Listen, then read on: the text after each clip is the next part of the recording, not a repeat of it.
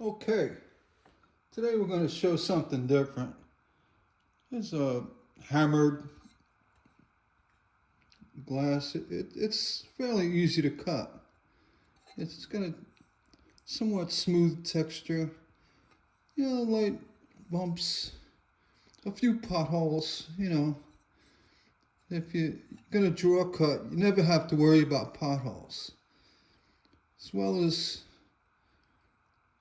cobblestones. Take our cutter,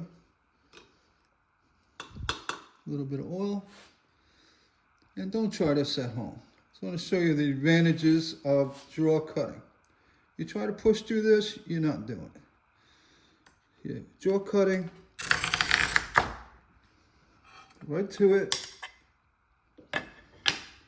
very textured. The idea of drawing it, the leverage you have, and the kinetic energy allows you to go through the toughest bumps and potholes. And in this case, cobblestones. Thanks for watching.